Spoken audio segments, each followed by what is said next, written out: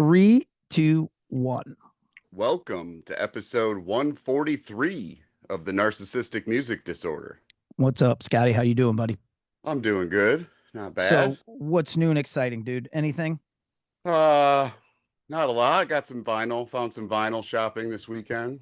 I saw you were out on the scene. I saw you were out looking about. Would you grab hold of anything cool? I got the Bill Evans trio waltz with Debbie record. It's recorded. It's most of the stuff from Live at the Village Vanguard, but it's cool. It's like pink vinyl. But that's like that Village Vanguard record is like one of your top jazz records, right? Absolutely. Yeah, jazz nerd.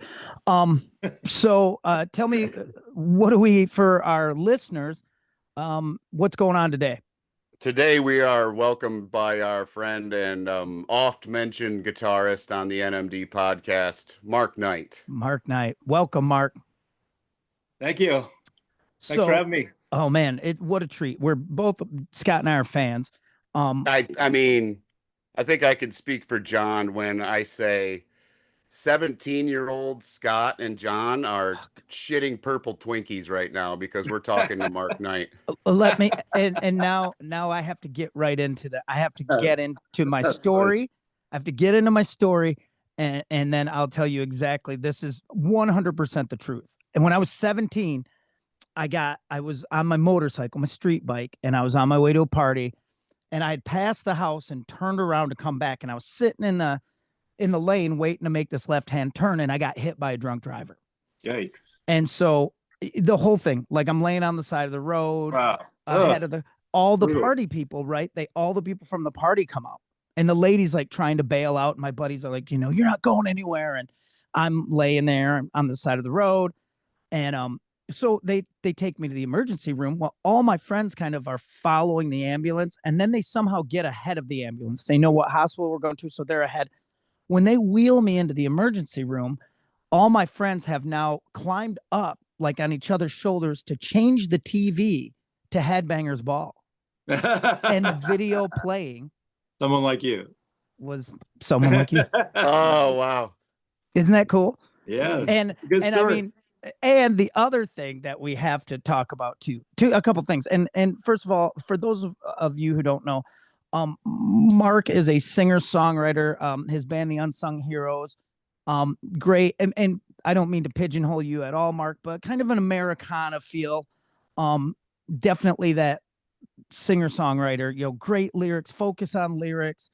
Thanks. Well put together songs, great, story stuff. I can tell you the song that hooked me, of course, and we'll get to that. But sure. Mark was, kind of came on into our radar when Scott and I were younger, because Mark was a guitar player in a band called Bang Tango.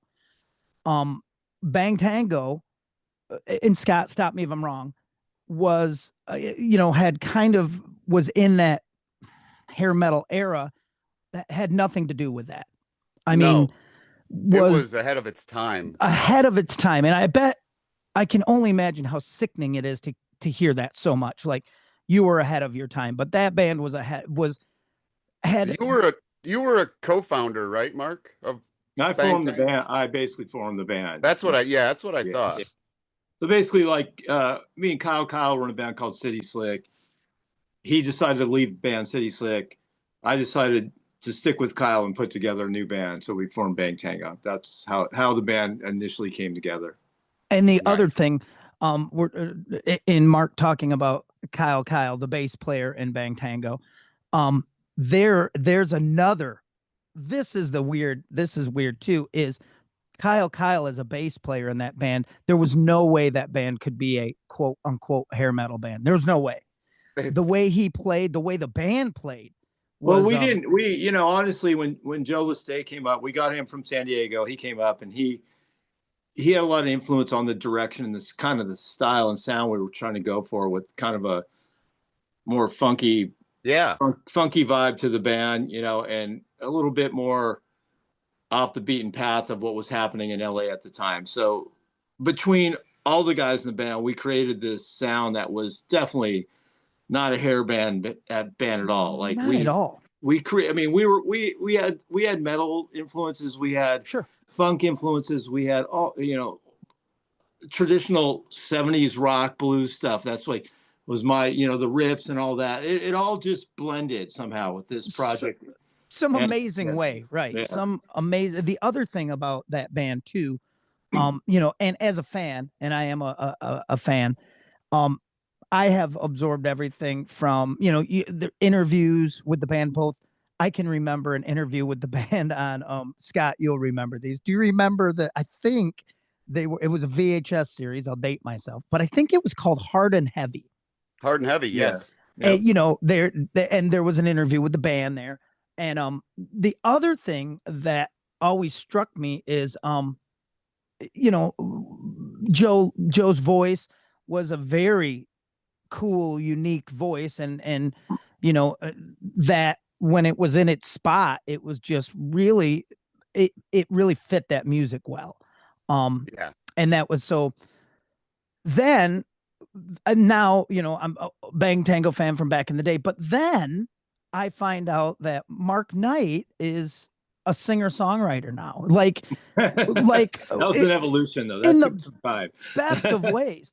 And I think, and I, of course, the social media connection thing, but I feel like Mark and I first started talking or commenting about someone like Jason Isbell or something. And I can remember we did because you liked my country licks on some of my solo stuff. Yeah. And I remember you going, oh man, if you could just play on a couple of my demos or something like that. Yep.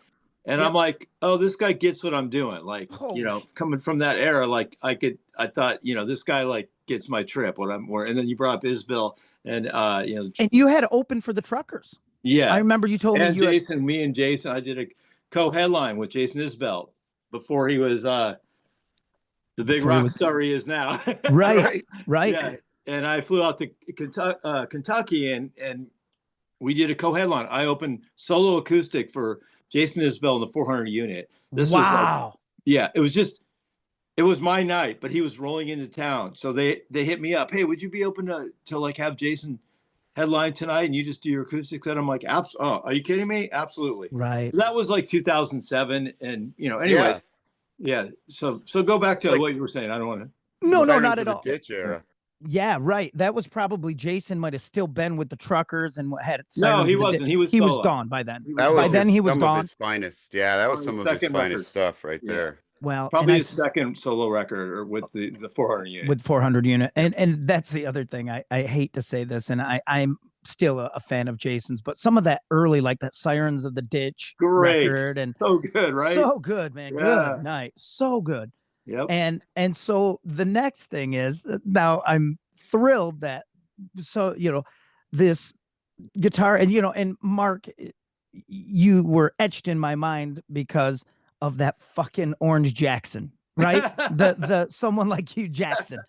And I just remember you and Kyle Stevens were in some of the scenes of the videos. You guys are like in the same space, and I could tell even as a kid, I'm like, well, these guys are, there's like a, there's a guitar duo vibe there. You can tell these guys are Joe Perry and Brad Whitford, or, Keith and Mick Taylor, whatever. I could tell that you guys had that. No, we had that going on. I taught Kyle how to play guitar as a kid. No way. Really? I was his guitar teacher when we were kids.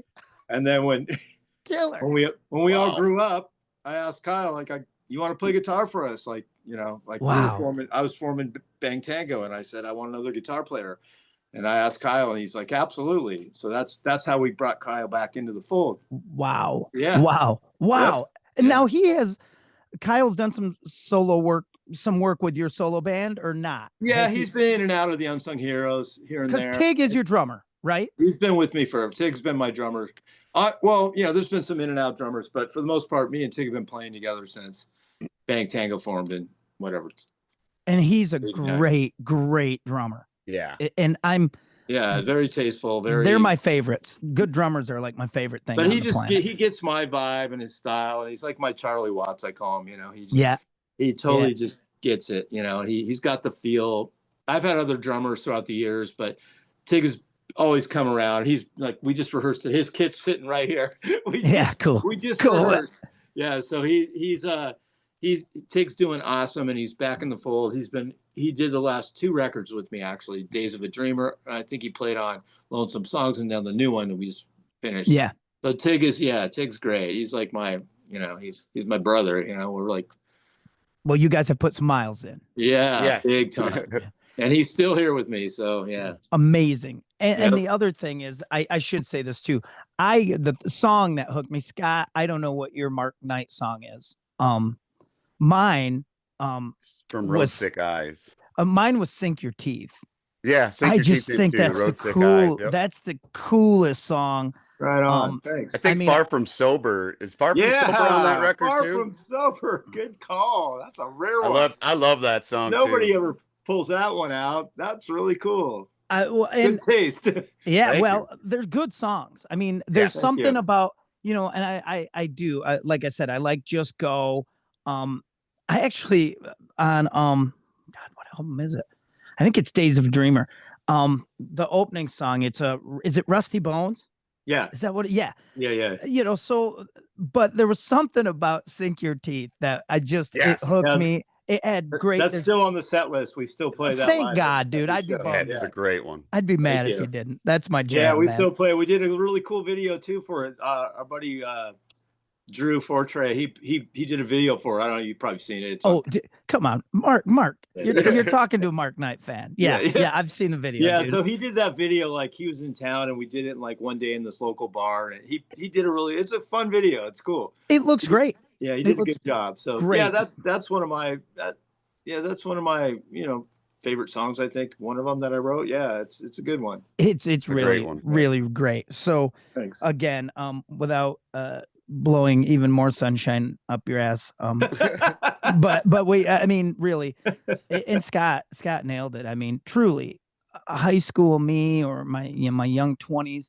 I mean, we were flying that flag pretty high because we liked cool. I mean, I've always been. I like rock and roll, right? And I've often been, I'm a blues rock dude. I was definitely a 1987 Faster Pussycat guy. I liked that album. Yeah, but you also like your style and what you're playing and how you play out. I know what you're doing. It's very Americana, but it's blues based. Yeah, it's all that's my stuff. And yeah, I used to say, and you have that arsenal. I didn't have it. So back in the day when someone would go like, hey, check out, this kid, he, rips these arpeggios. I was a feel player. That's what we call ourselves. Feel players are dudes who are like, your arpeggios are stupid. And then as soon as we go home, we're like, God damn it. And we get out our Starlix video. How do you play those arpeggios? Exactly. Yeah. Yes, exactly. And then when I can't do it, I go back and I'm like, well, I'm more like Neil Young, man. That's my vibe. But really, if I could, I would probably be, stroking it all night too. That's nonsense. I don't know where the hell I'd put it. It's just noise. You don't want to do that anyway. See, you took the right path. Now I'm gonna go back in time to high school and be like, fucking Mark Knight told me I don't have to learn that shit. You don't need it. It's nice to have, but you don't need it. Like I always got the pentatonic blues skill down. You know what you're doing. It's firepower, man. It's nice to have some firepower. So what we do on our pick 5 is we kind of rotate. You'll start us off, Mark.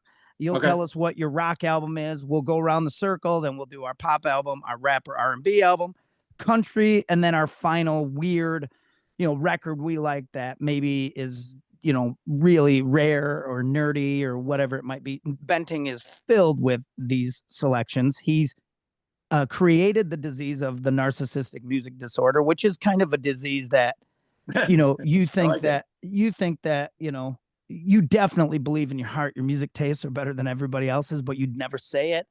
You go to people's parties and they never let you near the stereo. If you're in a bar, they never, ever, if you walk near the jukebox, someone will come up and go, dude, sit down, man. Nobody wants this shit. Nobody wants to hear this, So yeah, sounds good. Yeah. All right. So yeah. What's your rock album, Mark? What's the rock album? So most of my albums are all rock. So good. Where are we going to start? My top 5, probably. Sure. But incredibly Your favorite hard. rock album, like Yeah. if a rock album you would recommend to somebody. Incredibly hard for me to pick my top 5 records, but do you want all 5 of them, or do you want just one So right now? yeah. So you picked 5 of your favorite rock records, correct? Or Rock, Americana, just 5 of my favorite, probably my favorite, just general records, Cool. And then you go your first one, then we'll go to Scott, then go to me. We'll just do 5 like that.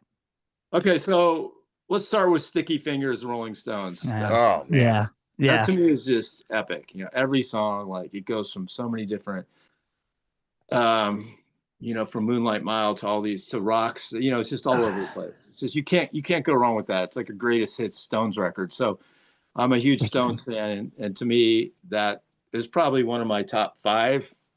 Yeah. Favorite records. I'm a big Exile on Main Street guy. Everybody knows that about me. We all are. I mean, that was like the go-to, but like Sticky Finger. I mean, I love Exile. That's like normally I've said that in other interviews. That's my favorite record, but Sticky Fingers, I kind of went back and listened to some of it. It's just such a great record. But so that's my start off record. Man, that's a great record. And the other thing about the Stones that I've always liked and I still like, and is you could take a Stones record, like if they said, hey, you get one record, you could take a Stones record and still get a lot of different music to listen to. You know what I mean?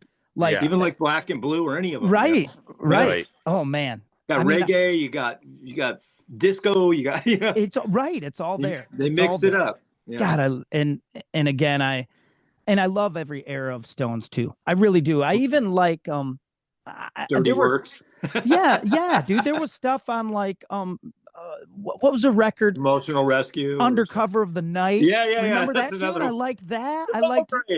What were those? They got something in there that's always magic. There's always, Mixed Emotions was a good one. One Hit to the Body. All those, later Stone stuff. Tune. Yeah. Yeah. Scott, what's your first rock record? Mine is Mark might have crossed paths with these guys. I don't know a lot about this band, but it was produced by Howard Benson, and it was a band called Sweet FA, and the record was Stick to Your Guns. Oh wow, yeah, they like Howard produced them, I think, before us even, and that's really I remember them. Yeah, I remember the name. I think they were from Fort Wayne. Oh, really? I want to say that Howard produced them. Maybe before Psycho Cafe or right after or something. Or maybe I think it was right after because I think it came out in 90. Yeah. Wow. I remember them.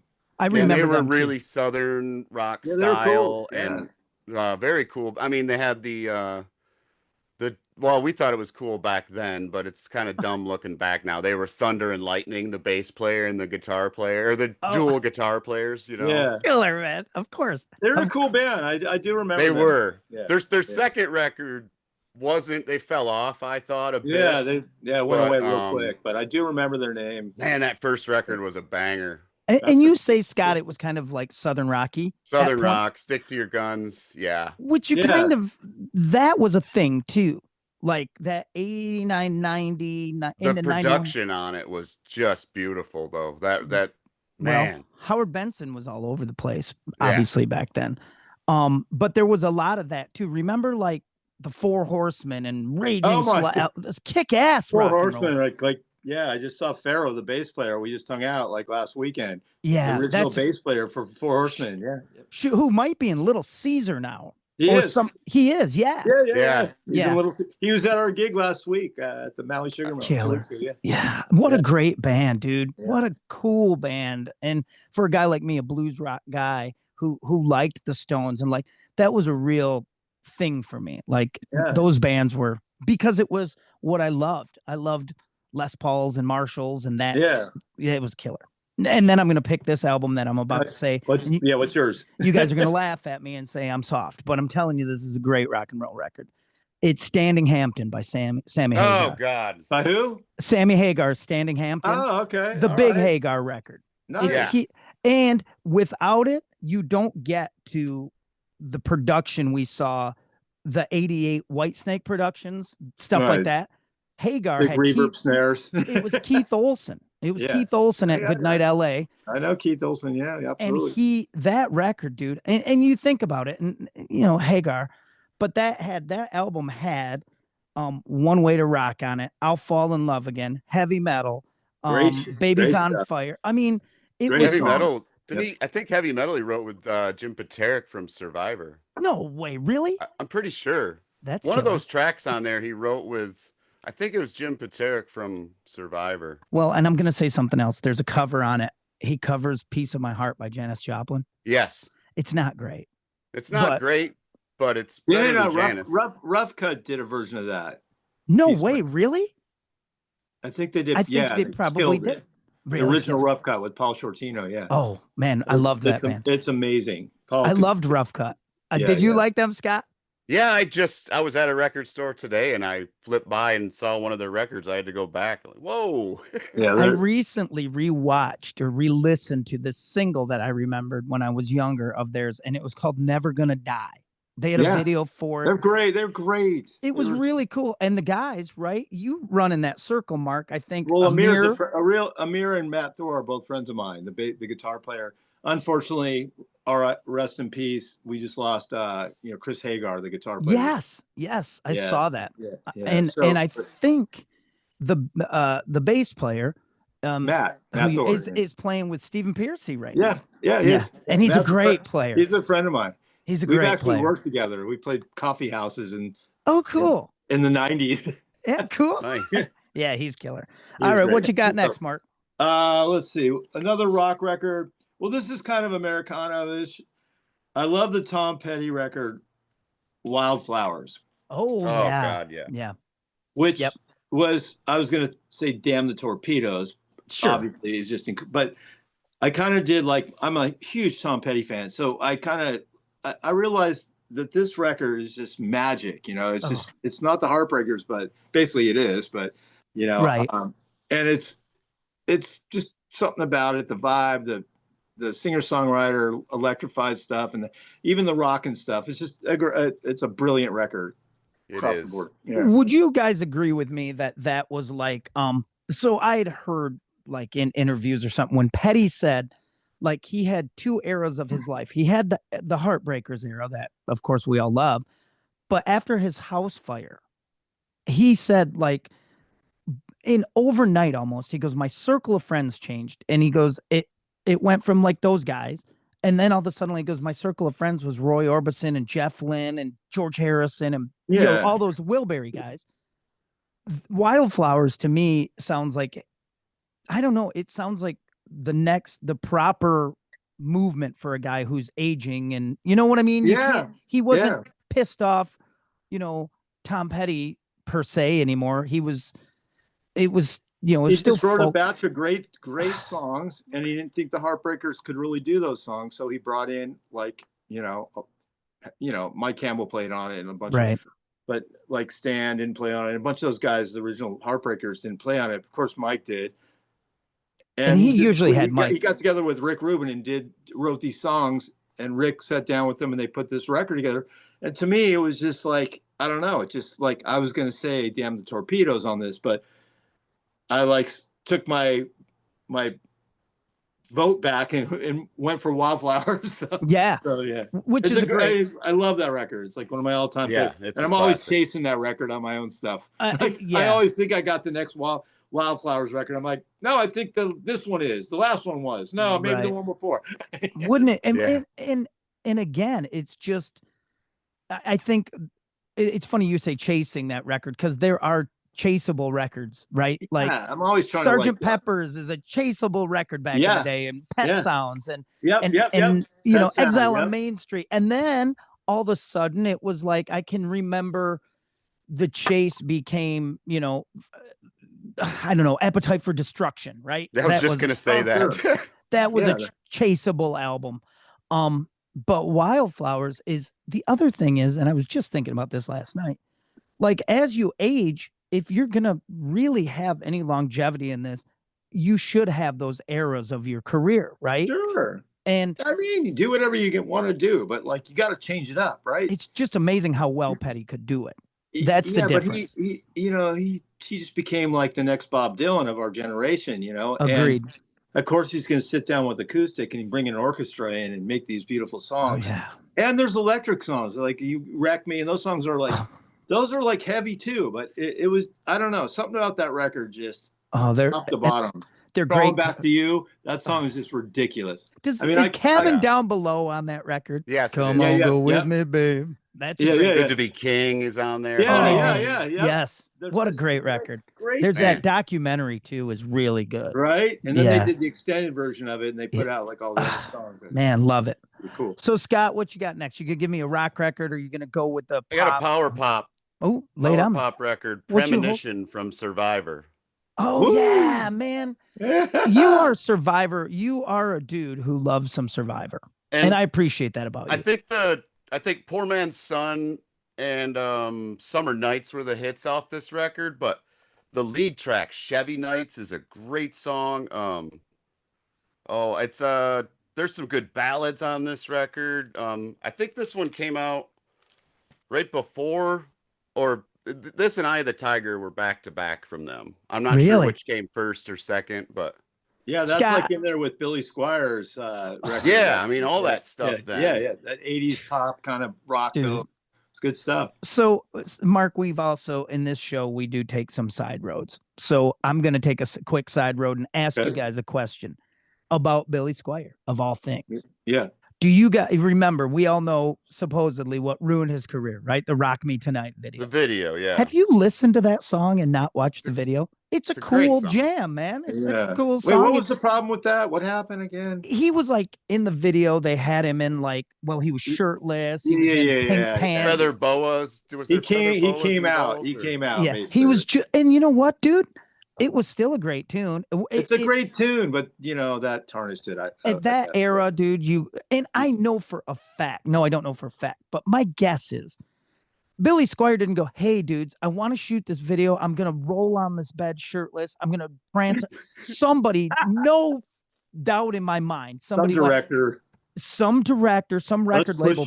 Yes, some record label person went, "Hey, man, Billy, I think we can cross over. We can probably get some of this dance audience."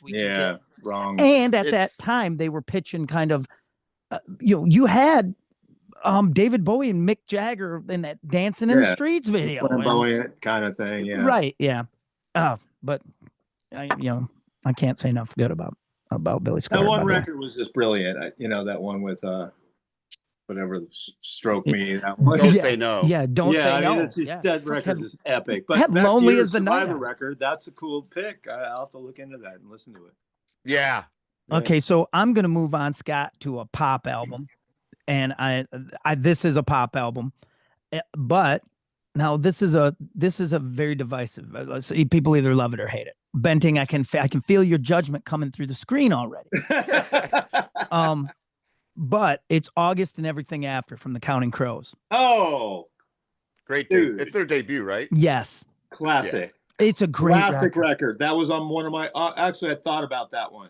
Dude, it's so good, man. So good. And you know what? Nobody knew what to do with that.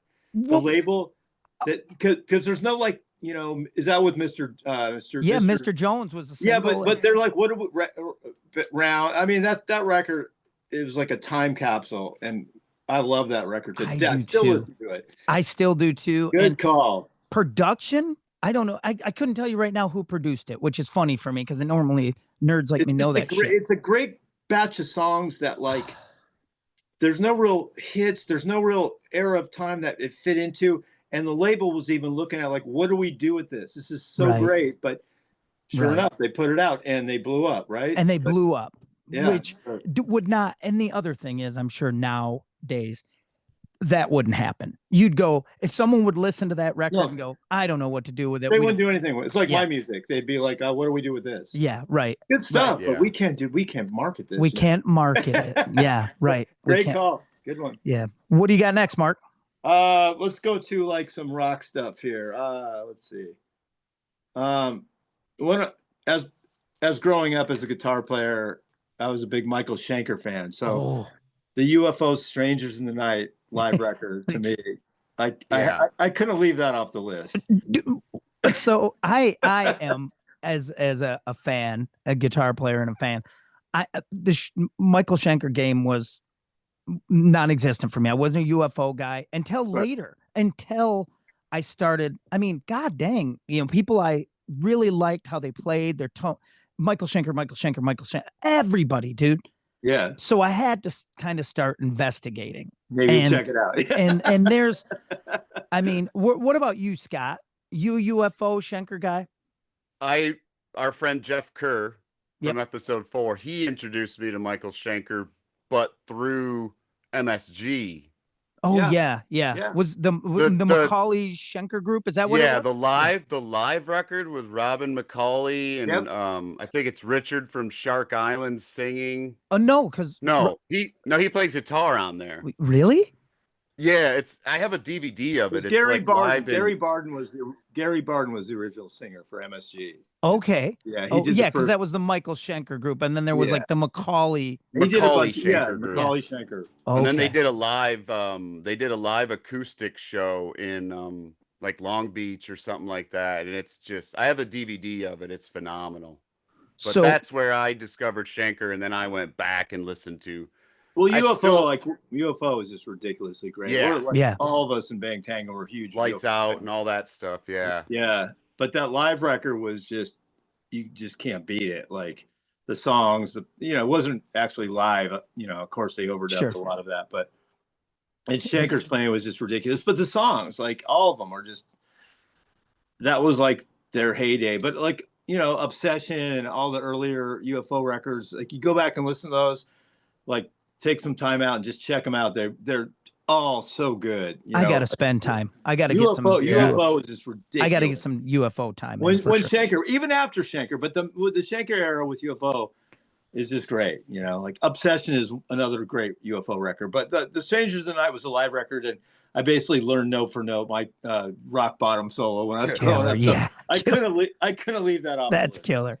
And and of course, I was just telling somebody recently, talking to somebody about the Rat Unplugged, and I'm like, dude, Schenker played with them. Schenker played with them, and they played Born on the Bayou. So we went out. Right. So Bang Tango went out on tour with Rat, with Schenker in the band. No way. Oh wow. Yeah. So we did. It was Bang Tango, LA Guns. Oh yeah, love those. And Rat with Schenker in the band. So I got to play with my hero every night. And killer. It was like unbelievable. So I bet that was a weird time for Rat for sure. But the tour only lasted 2 weeks. We were playing arena. It was our first arena tour ever. So we were just like, oh my God, we made it. We probably played arena. We did 2 or 3 arenas. 2 weeks in, Rat was only bringing in 5,000 people, and they cut the tour short. It was supposed to be 6 weeks, and we came back and did the LA shows. But anyways, how cool though, right? Yeah, I mean, cool. how cool. Absolutely. That's one of those things in your bedroom as a kid. You're like, man, if I could. Now, I had posters of them on my wall, and here I am, cool, on tour with them. Sitting back having craft services with Michael Schenker. He's like, cool, man. cool. That is awesome, man. Yeah. All right, Scott, what you got next?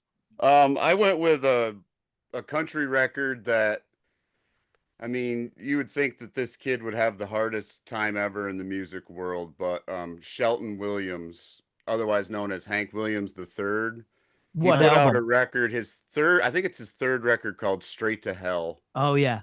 And you could draw a straight line to his fandom of his, how much he loves punk.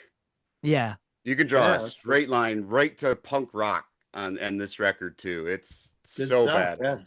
That Rise and Outlaw record of his, that first one, really good. It's really good. The first one technically that he did was the Three Hanks. Yes, because he toured. Not toured. He was probably in Branson or Nashville, but he had a show, a tribute show where that's when they were dressing him and everything. Dude, have you ever I mean, you've of course seen him. He is hauntingly looks like Hank Williams. I mean, even though he's got a ponytail and he's hung out with him in a misfit. Met him, hung out with him. Was he cool?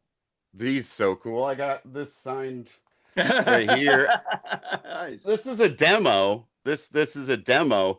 Him and I used to trade like CDs, and I met him when I was 16 years old. The first time. Did you like Justin Townes Earl? Oh, I love Justin Townes Earl. Yeah. That's my dude. That's my last record he put out. Was an old Ass Jack demo. Yeah. No, his handwriting on these. No shit. So my story is, and I don't know if I'm sure I've told you this, Scott, that and I may have even mentioned on the show. Back in the day, I got a call Yes, to be his guitar to be tech. his guitar tech. Oh, damn. And I was drinking real hard. I was a heavy drinker. And I'm like, there's no fucking way I'm coming home from that. There's no way. I'm like, if I go out, there's That's no whiskey 24/7. Yes, dude. I'm like, there's no way I'm coming back. And so I turned it down. And it would have been a blast. And I mean, by that time I was already, you know, certified Fender repairman from the store I worked at. They were jazzed to have me. I could, you know, if your amp fucked up, I could figure that out. And they were, oh man. And I went, I don't know what Shelton's doing now. I know it's, you know, he's not definitely not doesn't have all the money from his dad or his grand. No. So no. I don't think I think that the touring got killed cut off. him, and I don't think he can tour. I just don't think he has the money to do it. I don't know what's going on. Who does? Yeah. No shit. Who does? Who does? No shit. Who does? Yeah, I'll tell you who does. 22-year-old kids who either their folks give them a fucking kick-ass conversion van and a trailer, or they do a Kickstarter and raise fucking $45,000 to make a record. Yeah. The rest of us, we come out here and we, you know, Can't do it anymore. Unless you want to. You know, I'm 61 years old. I'm not going to get in a van with 5 guys and. Dude, are you going to sleep on someone's floor? I can't do it. I physically, I wouldn't be able to hold up. I'd be like 3 days in. I'd be like, I'm done. I got to go home. I know. Well, I'm going to go home and put out my podcast. Well, exact, dude.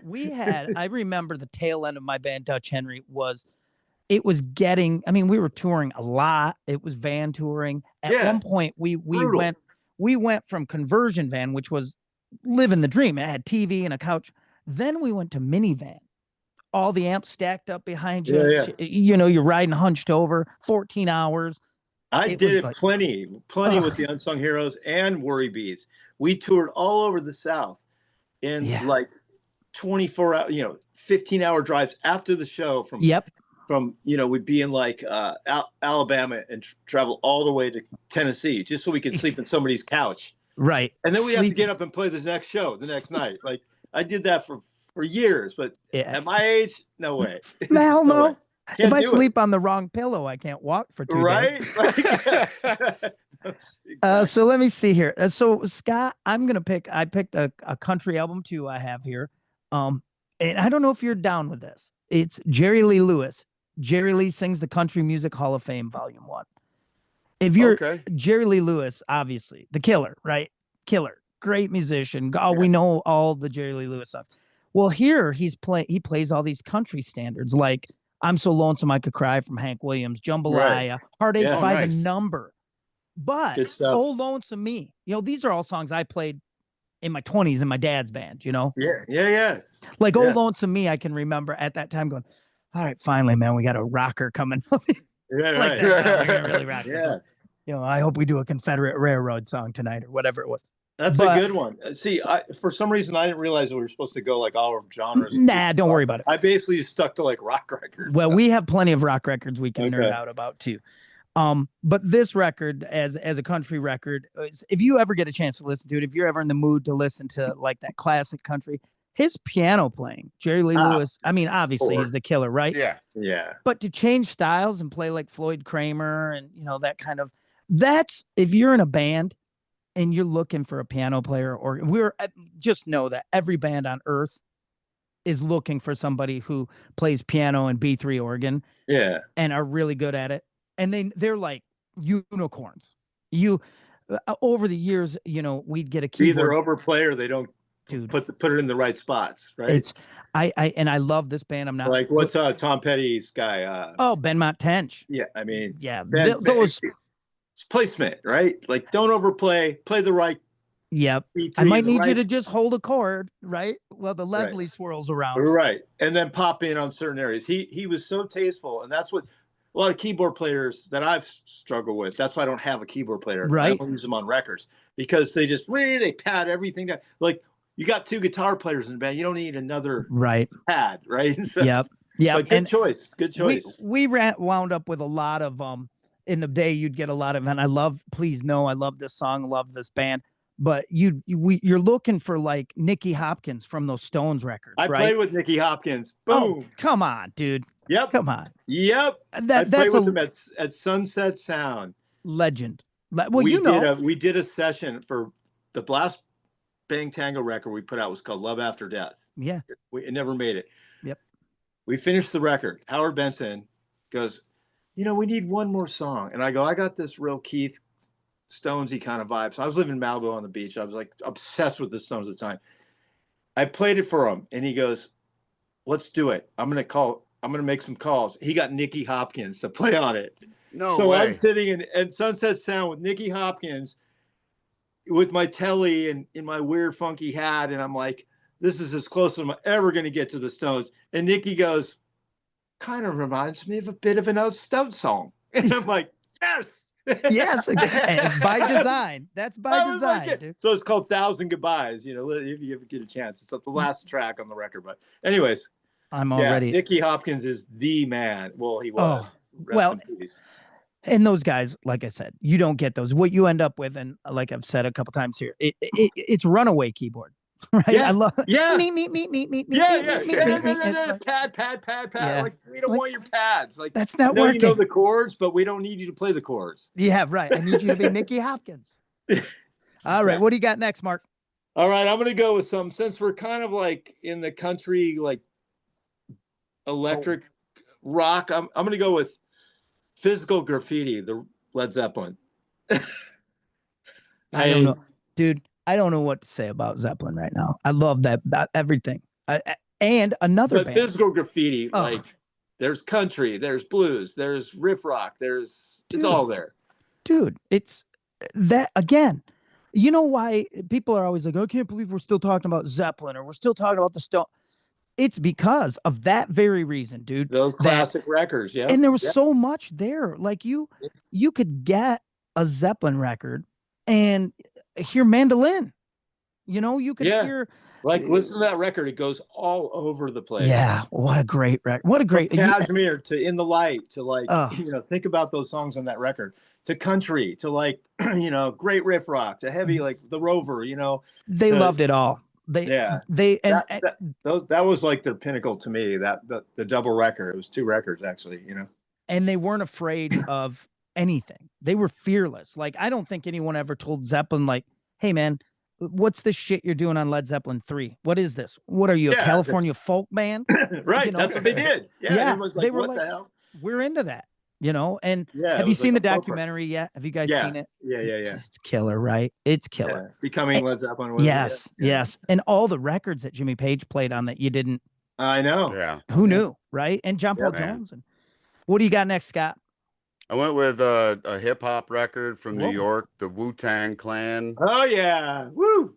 The 36 Chambers and 36 Chambers. That was a great one. That is what a weird like. I mean, that was an era. That was an era. I mean, this is like a super group of hip hop, right? But there's like 9 of them, so you get that many egos that write songs, and they've put out multiple records together, and it's just. I mean, Protect Your Neck, all that stuff is working out, running, whatever. That stuff got me through a lot of hard workouts when I broke my leg. Holy shit. The Wu-Tang. That's the Wu-Tang forever. The Wu-Tang forever. Well, and so as we're talking about that, you know, I did have an album on here, my rap album, which was going to be Raising Hell, obviously. That was the album we all, I mean, dude, but don't for me too, man. I mean, if it wasn't for, and I'll even say this to you, Mark, if it wasn't for like, you know, that Aerosmith Run DMC collaboration, it opened the door for me to allow other things in musically that maybe as a young man I wouldn't have listened to, right? I wouldn't have listened to, and I think about, you know, open Tango. your mind to other music, especially rap. I think about Kyle's bass playing, right? And some of the stuff he was doing back in Tango. There was a band out there with a similar bass player called Love Hate. Yeah. And Skid was their bass player. I know Skid, yeah. Dude, but there was a time in my life where if you had like, why do you think they call it dope? That the Skid was awesome. I would have been like, right. I would have been like, what is this? Why are you doing? But I had gotten to a point where I could dig that, you know, or music could move genres. The Chili Peppers kind of tied a lot of that together with some of the rock bands in the 80s. Did you get into any of those bands like Chili Peppers or like I was a Jane's Addiction guy? Yeah, Kyle and Tig Kettler were both obsessed with the rhythm section of the Chili Peppers. So that's basically where a lot of our sound came from, was their influence, especially Kyle with Flea. He won, they just got into Flea, and the drummer and Chad or whoever was the drummer back then. And that is the biggest influence on Bang Tango's funk sound. I mean, that's where they got it from. Like Kyle was basically just a rock guy. He was just like a Geddy Lee guy, he was obsessed with Rush and stuff. But Tig and him got into the Chili Peppers, and they were like, they weren't even a big band at the time, Right. So they got into that, and then we brought that into the sound of Bang Tango, and that's where that kind of came from. Which is amazing. I mean, and you just said it. You set it all up. You know, those influences. I don't even know how that. I mean, this is straight up. Like people think, like Kyle was influenced by funk rock. He wasn't influenced by funk. He's a rock guy, and he basically got turned on by the Chili Peppers, and him and Tig got into that, and that's where it came in. And he's a natural talented bass player, and he just picked it up. And he started slap funk, and he didn't do that in City Slick, the band before. Right. He's just a rock guy, So that's where it came from. That's like, I'm being honest. Like, it's not like right. Yeah. And the thing is about Tango too, about you, and I'm just talking as musicians. The other thing you guys could do live and did live is stop that band on a dime. Like you guys could be playing, and then that was fast breaks. We were tight. We were very tight. We were really tight. Everybody was incredibly talented musicians. They crafted their instruments. We all can play, like obviously. Well, yeah, and everybody, and we put this sound together, and we were tight. So we would stop on a dime, like you said. Yeah, I mean, which is cool. To me, that's the sign of a band that's playing together. Either playing together a lot, like traveling and playing a lot of shows, or they're just in a room together a lot. Because you start to feel, my buddy Todd, who's in Ghost of Sunset with me, when he and I were in live bands together, we could put the brakes up. As a matter of fact, sometimes we would overdo it. Like we would. Yeah, the Unsung Heroes are tight as hell right now. Oh, We just played a show the other night, and people are just like, we're that style musicians. We're not like sloppy drunk, try to sound like the Faces, but we do like that whole sound and blending it in. But also tighten it up when you got to hit it right. It's just it's like, it's a musical band. You guys are a musical band. Just our breed of musicianships and the way we play. We're just that caliber. We pride ourselves on being good, solid, tight. Well, you should be. I mean, really, you should be. I mean, you guys are all players, and that's how that should sound. And the funny thing is people aren't used to that. Like, it'll really take people. It'll knock them on their ass when they hear a band like yours, because everyone can play. Now, remember, there's a lot of bands where, Frank, the drummer, kick ass, and everybody's sort of, chasing him. Or, you got your shreddy guitar guy who rips on everything. But we pride ourselves. Unsung Heroes are a balanced band.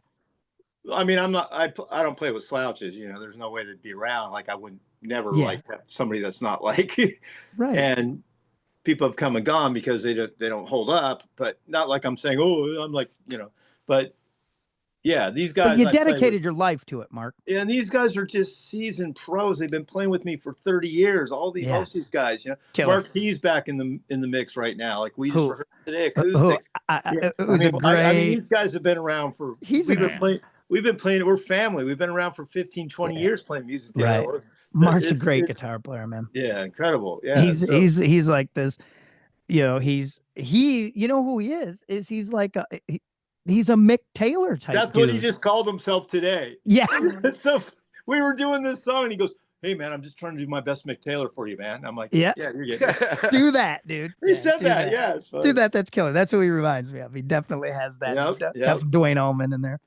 Absolutely. So, what's the next record you got, Mark? We're getting to the end of this thing. My last one's another rock record, and since you brought up the Run DMC thing and Aerosmith, I picked Rocks. Aerosmith Rocks. Scott, what's your Aerosmith record? Toys in the Attic. No, it's the second one. Draw the Line. No, the one with They're all great. Yeah. It's not Get Your Wings, God. is it? The one with Lord of the Thighs, that record. Oh, SOS. that's a good one. That's that. What's that? Get Your Wings. Yeah, it's Get Your Wings. There you go. Yeah. Thank you. That's my favorite. It's Good so one. Aerosmith. Now we're on the Aerosmith. Yours is the subject. first one, John. I know that. What? Oh, dude, it's because it was my, my Love the first one. Dude, my uncle, played it? reached in the 8-track. Hey, man, you got to listen to this. And there they were on the cover. Remember? I mean, yeah. like, Heading up a one-way street. Oh, dude. Ridiculous, I right? still think, and I'm I don't know how many years I got left in the game, but one of these times I'm going to have a band and we're going to start the night off with Make It. Good evening, people. Make It, Welcome yeah. to the that show. too. That's Yep, such yep. a. I've been so in good. bands that covered Let the Music Do the Talking, Mama Ken, Let all the music those do the songs. talking. That's Joe Perry's solo song. Yeah, well, now yeah. the Joe Perry project is back. Yeah, I know. Right? Yep. With Chris Robinson on lead vocals. I know. Unbelievable lineup. He's got the sound. What's the band? Stone Temple Pilots. He's got the bass player and the drummer, and then he's got Chris Robinson singing and another great guy. He put together this unbelievable lineup. I'm like, I commented on. I'm like, what a lineup, man! Unreal. Mm-hmm. Plus, if you're naming like guitar duos, and I'm that guy. I do love 2 guitar players and 2 guitar bands, but Brad Whitford and Joe Perry, dude. Whitford and Perry on the Rocks record. Oh, you can't beat it. You can't beat it. And I just love that record. We even Bang Tango covered Nobody's Fault. Like we covered that. We opened cool. On the tour with I was telling you about the Rat and Ellie Guns thing. We came out and the last song we did Nobody's Fault. Like I mean nice. that I just love that Rocks record. I don't know. I do too. Yeah. I love all Aerosmith. I mean, I really do. I'm not a huge later Aerosmith fan, obviously. Neither. But Done with Mirrors was about where I stopped. But. Me too. Me too. Yep. Me too. And I love Done with Mirrors. I love that record. Some people hate it. I love that. They were still high and messed up. Yeah, which is probably why I liked them so much. Every time someone cleans up, I'm like, oh shit, man. Which is terrible for me to say. Right? Everybody says that. You're not the only one. Fucking drunk here, and I'm like, oh man, that sucks when you clean up. But I didn't. You know what? I hate to say it. True. There was a little. Once they got sober, it got weird. It got weird, man. And then the next thing you know, you got Holly Knight and Desmond Child sniffing around. That's on Pink. And I'm out. Yeah. Yep. What do you got next, Scott? My NMD record is it's a double album called The Complete Slash by the Blasters. Oh, I love the Blasters. Love the Blasters. Good one. Dude, you're gonna the Alvin brothers are awesome. A friend of mine went to high school with them. Really? Yeah, he's from California. I worked with him. How cool. And he's retired now, but I went with him and saw those guys at the Tip Top. Yeah. I got to meet them because of him. Cool. The Blasters is just rockabilly, rock and roll, country. I mean, it's everything. Do you know how music was still together? I think they are still together, aren't they? Yeah, they'll go out and play. And I think Phil and Dave still do stuff. They do. They play with like Mike Nass and Social D. I think they just. I love those guys too. Yeah, I lump a lot of those guys not together in a bad way, but like certainly the Blasters are in there. Billy Zoom from Axe is always in there for me. Yep.